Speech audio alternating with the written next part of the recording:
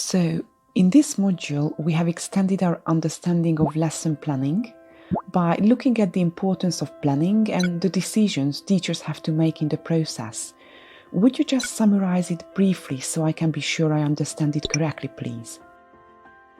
Sure, no problem at all. So, you have seen how important planning is, right? Yes, I understand my lesson plan is a guide to help me before and during my teaching. This is because I have to visualize and work through my ideas first and then use the plan as a reference to help me stay on track when teaching. Spot on, that's exactly it. When planning your lesson, you have to consider a number of factors, and these are related to, firstly, the aims of the lesson, the actual step-by-step procedure and the sequence of activities, as well as anticipating problems, and of course, classroom management. In other words, how are you going to make sure that the students do what you want them to do and engage with the content of the lesson and each activity? So I start my planning by identifying the aims of the lesson. Yes, and as you have seen, there are different aims you should consider, such as the main aims or achievement aims, as they are also called, either skills or linguistic depending on the type of your lesson. You have subsidiary aims, personal aims, and of course, stage aims.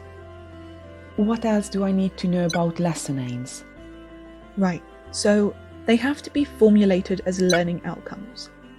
So it is not what you are going to teach as much as what students are going to learn and what they will be enabled to do by the end of the lesson. So the aim should be stated from the student's point of view, and they have to be clear, very specific and achievable. Great, so I have my clear and precise aims. Now I start thinking about sequencing activities. And this is what we call procedure, right? Yes.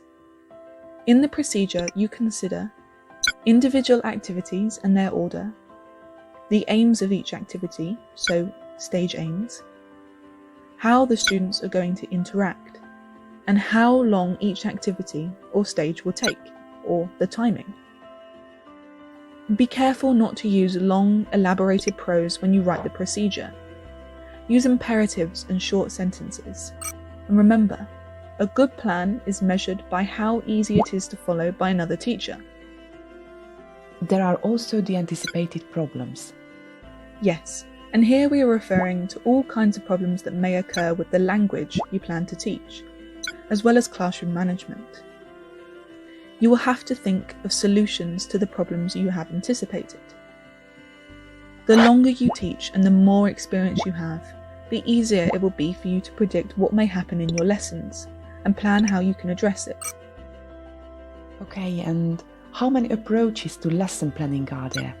That is to say, what order can I put the stages in? So, there are two main approaches to planning a lesson. Firstly, from accuracy to fluency, and then from fluency to accuracy. As you have seen, the present, practice, produce module is representative of the accuracy to fluency approach. So, students are introduced to a new language first, often via guided discovery. They then practice it in a restricted context, and only when the language can be produced accurately are they allowed to use it in a freer, more authentic context. Which teaching model do you think represents the fluency to accuracy approach? That would be TBL, right? TBL lessons typically start with a communicative task where learners can express their personal meaning, so the focus is on fluency. Language focus, fine-tuned for accuracy, specifically addressing students' needs, comes after the fluency task. The rest of the lesson is then more practice, both controlled and freer practice. That's right. Whichever teaching model you choose, however, you still have to plan your lesson. And when you plan, remember to always have your students in mind. A lesson plan needs a real audience to make it meaningful.